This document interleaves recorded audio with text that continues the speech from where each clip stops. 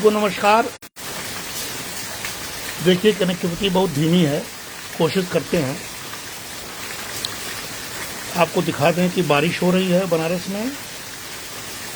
मैं काम से निकलने जा रहा था, नहीं निकल पाया और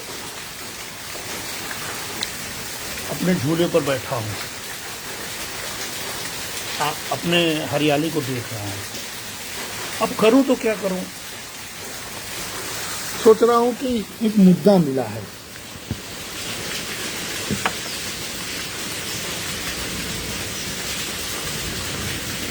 और वो जो साथियों मुद्दा मिला है,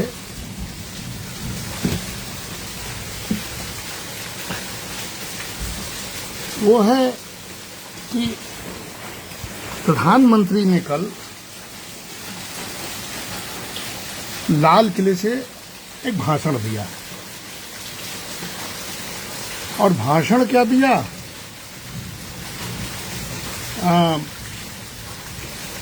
मानो एक कहावत चरितार्थ हुई कि 100 सुनार की तो 1 लोहार की। मैं बैठा था आज और देख रहा था सोशल मीडिया पर, तो मैंने देखा कि कुछ बुद्धिजीवी लोग, अब अच्छे खासे लोग, प्रधानमंत्री के एक शब्द को पकड़ लिए।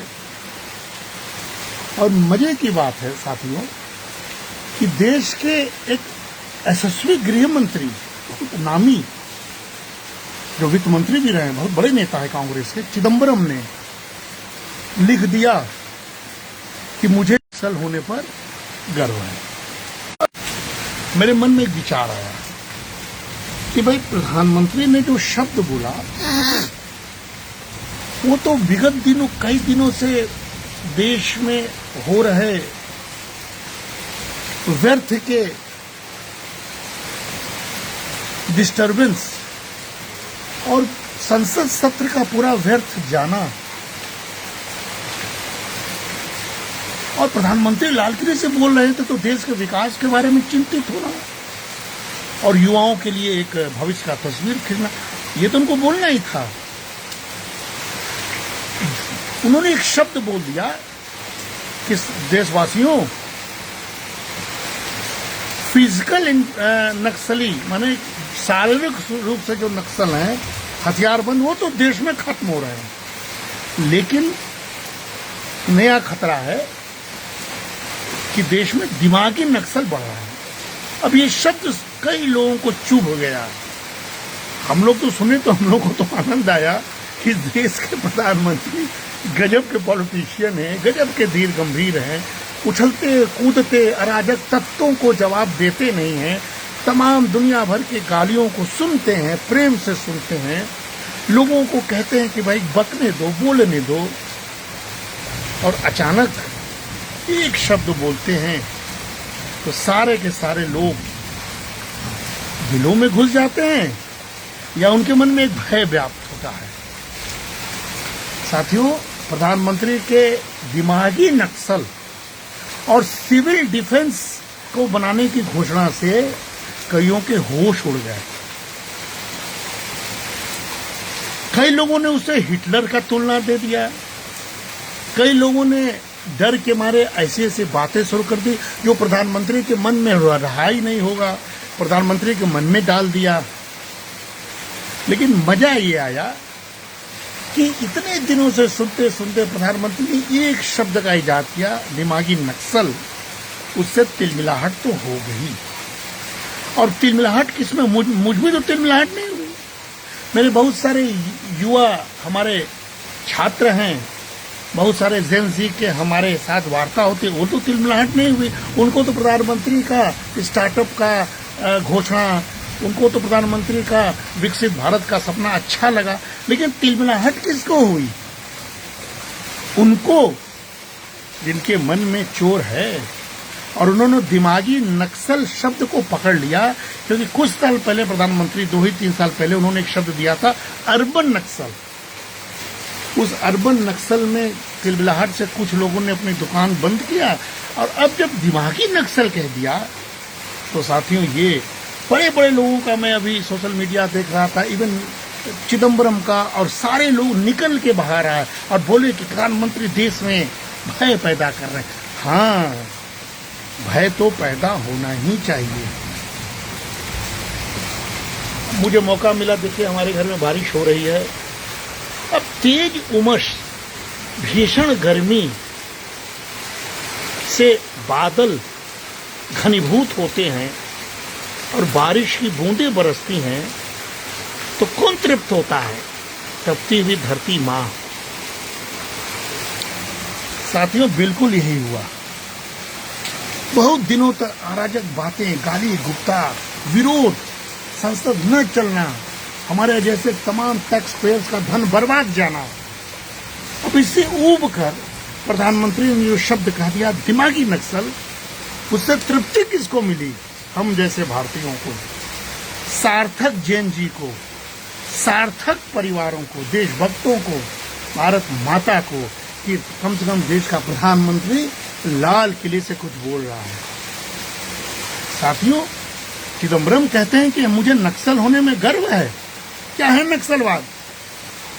एक उग्र वामपंथी क्रांतिकारी आंदोलन तो था, जिसके पीछे कौन था? मार्क्सवाद, लेनिनवाद, माओवादी विचारधारा, यही लोग तो थे।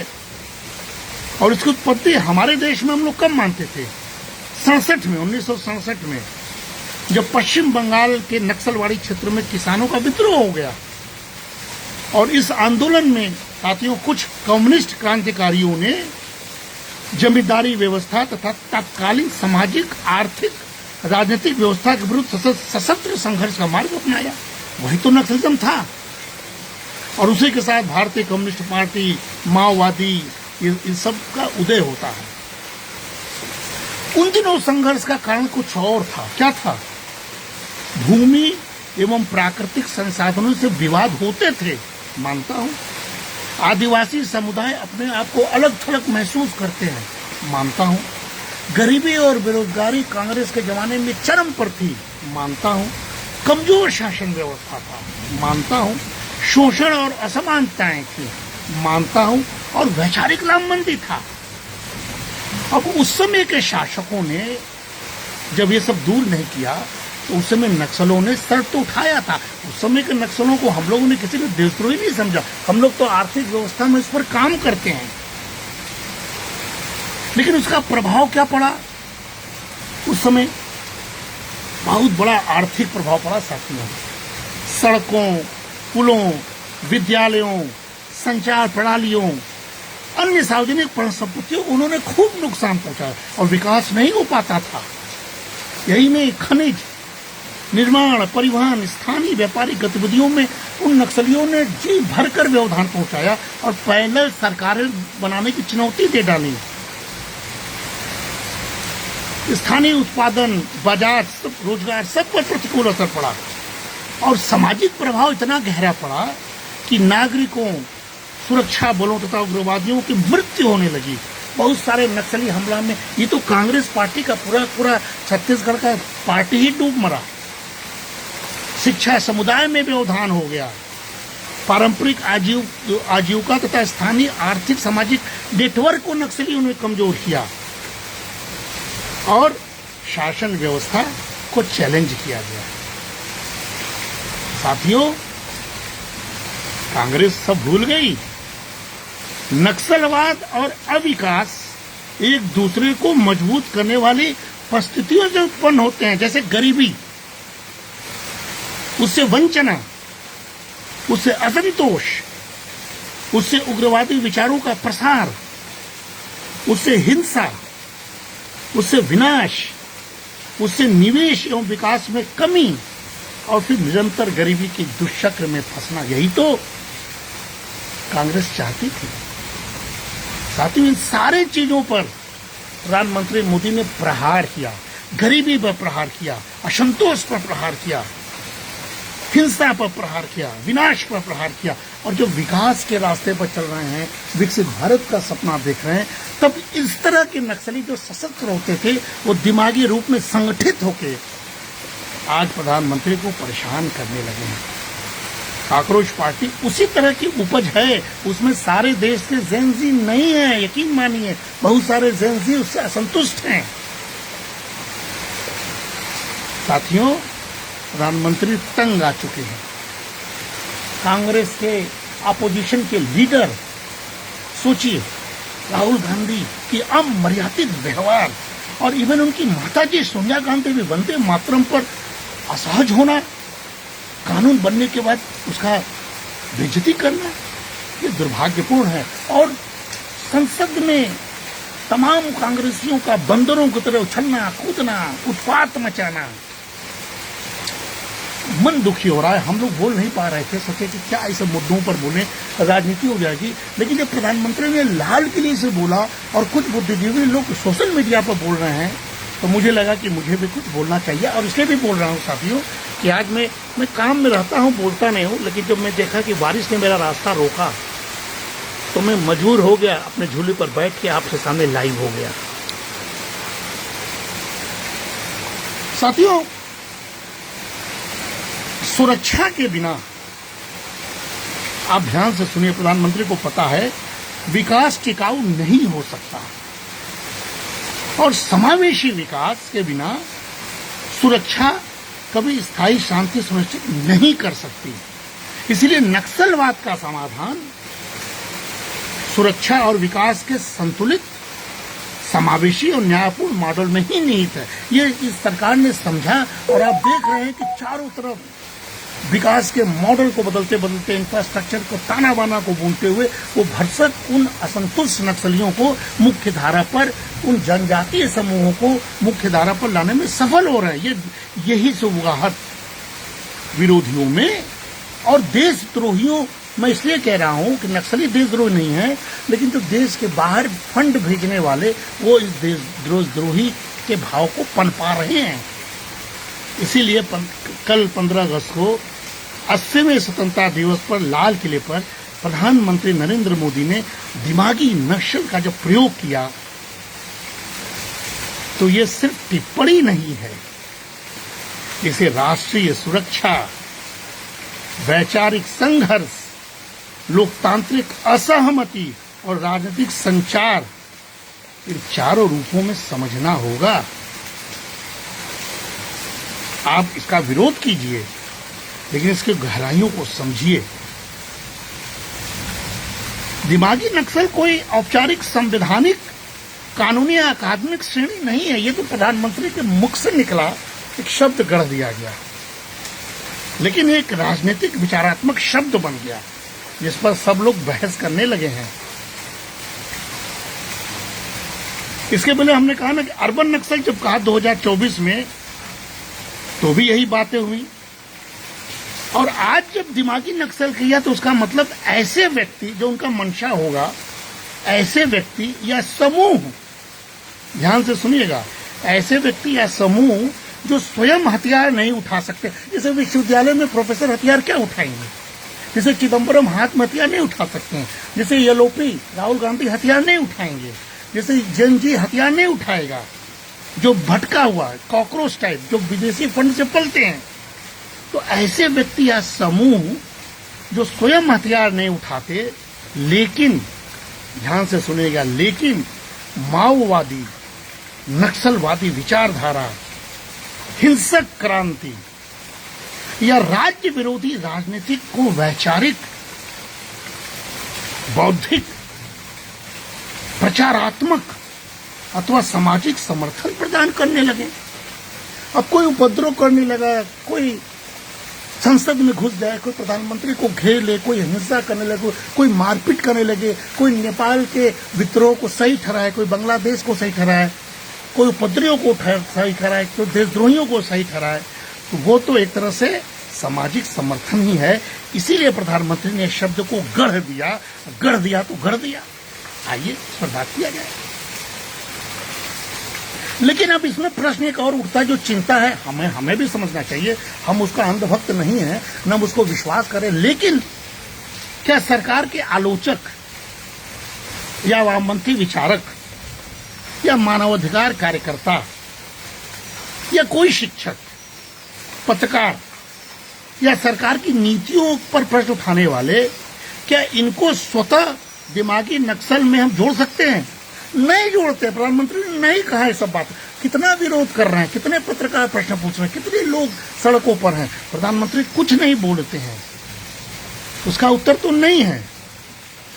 आप लोकतंत्र में आलोचना करना आपका अधिकार है, मौलिक अधिकार है, हम लोग उसके समर्थक हैं, लेकिन उस मौलिक अधिकार का दुरुपयोग अस्थिरता या विकसित भारत के रास्ते पर रोड़ा पहुंचाना नहीं होना चाहिए।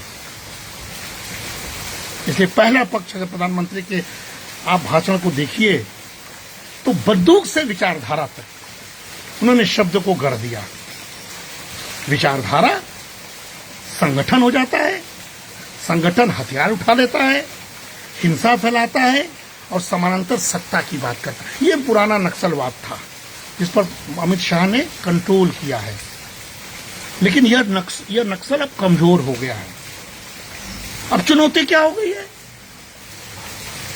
जो सरकार के विरोधी हैं, जो मोदी के विरोधी हैं, जो घृणा करते हैं, जो एक पक्षीय सोचते हैं, वो क्या करते हैं? विचारधारा को आगे लाते हैं, कूल होके बात करते हैं। विचारधारा, आप नाराज मत होइए, आप तेज बोल रहे हैं तो आप गड़बड़ है।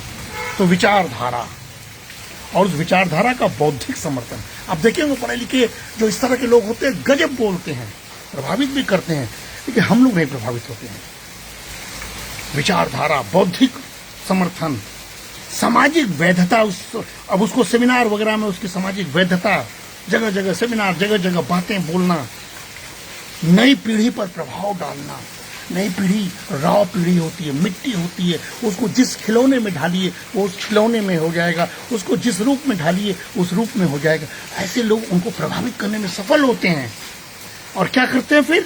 फिर से राजनीतिक हिंसक लामबंदी शुरू करते हैं। उसी लामबंदी का परिणाम था जंतर मंतर। कितना धृष्टता हुआ था। सब सही है, लेकिन उसके अंदर की धृष्टता भी मत भूलिए साथियों। इसीलिए सरकार ने जो फिजिकल इंफ्रास्ट्रक्चर था, सड़क, मोबाइल नेटवर्क, बैंकिंग, डाकघर और कई विकास सुविधाओं को विस्तार देकर उन नक्सलियों को, जो पुराने नक्सली थे, जो हिंसक हुआ करते थे, उन पर तो कंट्रोल कर दिया। और भाषण में प्रधानमंत्री की बात ये लोग भूल गए, जब प्रधानमंत्री कहते हैं कि नक्सल प्रभावित क्षेत्रों में 12,000 किलोमीटर से अधिक सड़कों को बनाया, 9,500 से अधिक मोबाइल टावरों को बनाया और हजारों बैंक शाखाओं और डाकघरों का विस्तार का जब इसका उल्लेख करते हैं तो ये चिदम्बरम साहब नहीं सुनते हैं या वो तथाकथित बुद्धिजीवी नहीं सुनते। उनके दिमागी नक्सल को पकड़ के, क्योंकि उनकी चुभती हुई, उनकी दुखती हुई नस को प्रधानमंत्री ने पकड़ लिया, उस पर टूट पड़ते हैं और फिर से देशवासियों को प्रधानमंत्री के इस वक्तव्य के सहारे अशांति फैलाने की योजना बनाने लगे। साथियों, प्रधानमंत्री क्या चाहते हैं? विकास चाहते हैं। वो खुद बोले हैं कि मेरे पास 5-7 साल हैं और मेरे पास समय नहीं है, मुझे विकसित भारत बनाना है। देश की जनसंख्या बढ़ती जा रही है और अगर संसद नहीं चलेगा, बिल नहीं पास होगा, इन्वेस्टमेंट नहीं आएगा तो कैसे होगा? इसीलिए प्रधानमंत्री आइडेंटिफाई एंड आइसोलेट, पहचानिए और उसको अलग कीजिए। और इसीलिए उन्होंने इस तरह का अकादमिक बातें, दिमागी नक्सल की बात कही। साथियों, आप समझ लीजिए कि प्रधानमंत्री कभी, या हम लोग कभी नहीं चाहेंगे कि असहमति बराबर देशद्रोह हो ना। असहमति कभी, हम लोग रोज असहमति में जीते हैं, लेकिन देशद्रोही कभी नहीं बोलते।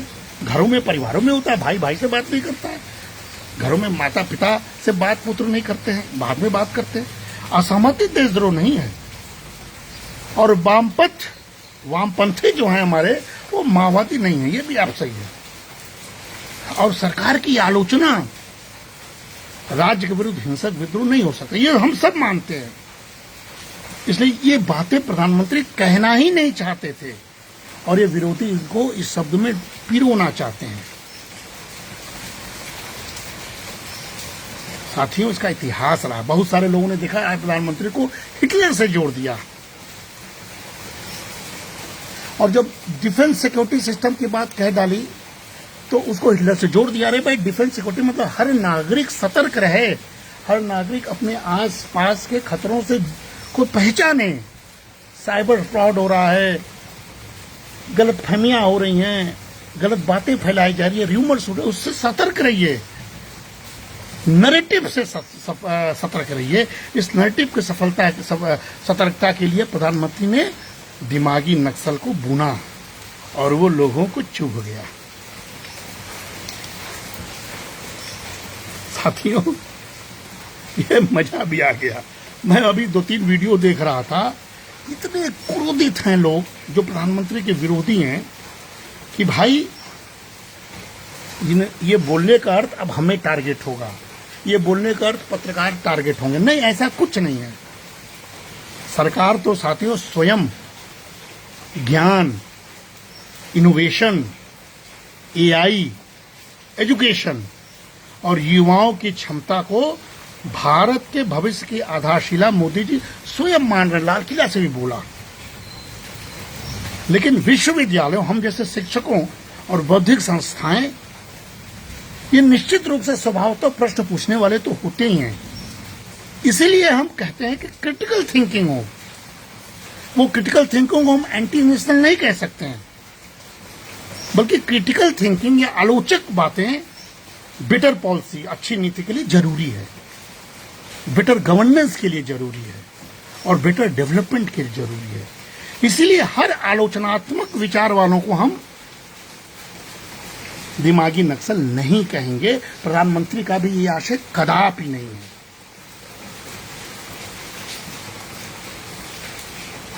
इसीलिए साथियों, राष्ट्र निर्माण बनाम राष्ट्र विरोधी मानसिकता को पहचानना होगा। विकसित भारत करना होगा तो बौद्धिक तर्क वितर्क में भी सकारात्मकता को ढूंढना होगा।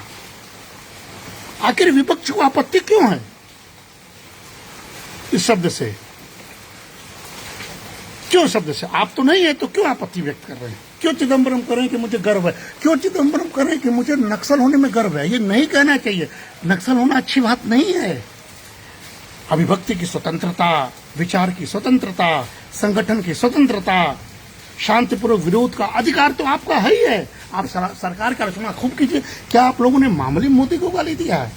क्या विरोधी हो, चाहे वो जंतर मंतर बनाने वाले कॉकरोच हों, दिया तो गाली, कुछ तो नहीं बोले। कौं हते में कि हाथी चलता रहता है। क्या हम भौंकने वालों को रोक सकते हैं?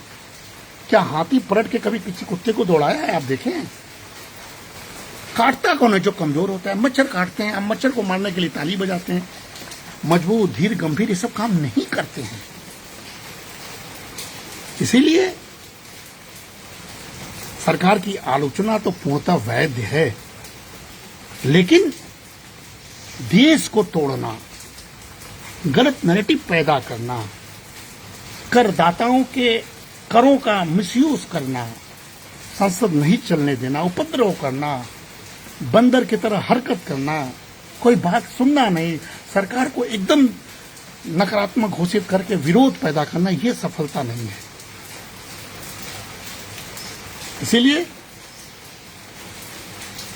खतरा है। प्रधानमंत्री ने उस खतरा को पहचाना। इसलिए भारत के लिए डिफेंस मॉडल कह दिया, यानी सशस्त्र हिंसा के विरुद्ध प्रभावी सुरक्षा तो होनी चाहिए। इसको हम 5D मॉडल के रूप में हम देख सकते हैं। आप डिफेंस को तो मजबूत करना ही होगा, डेवलपमेंट को आपको करना होगा। सड़क, बिजली, स्वास्थ्य, शिक्षा, रोजगार, बाजार। डिग्निटी, पहला डी डिफेंस, दूसरा डेवलपमेंट, तीसरा डिग्निटी।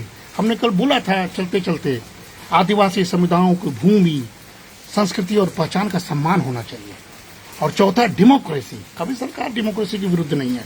शांतिपूर्वक, असहमति और संवैधानिक अधिकार की रक्षा होनी चाहिए। और अंतिम डी डायलॉग, जहां संभव हो हिंसा छोड़ने और समूहों को प्रभावित संवादों के बीच में संवाद। सरकार ने संवाद किया काकरोच से, प्रधान ने इस्तीफा दिया, इससे सार्थक संवाद क्या होगा? उसके बावजूद आप उपद्रव करेंगे, संसद नहीं चलने, कितना नुकसान हुआ। बिना वार्ता के, बिना डिबेट के कई पास हो गए, बहुत सारे धन संबंधी विधेयक रुके रह गए। इसलिए साथियों, security, trust, development, opportunity, integration, ये तो सबसे बड़ा निष्कर्ष है। और इसीलिए प्रधानमंत्री का दिमागी नक्सल उन लोगों के हृदय में धंस गया जो अब भयभीत हो गए हैं कि सरकार कहीं इस दिमागी नक्सल वालों की पहचान करने में नहीं छूट जाएगी। और इसी बात पर आनंद आ रहा है, मजा आ रहा है कि बहुत सारे बुद्धिजीवी फड़फड़ाने लगे, तड़पने लगे, और सरकार ने एक शब्द, एक नैरेटिव गढ़कर विकास के रास्ते पर चलने का मन बना दिया। नमस्कार।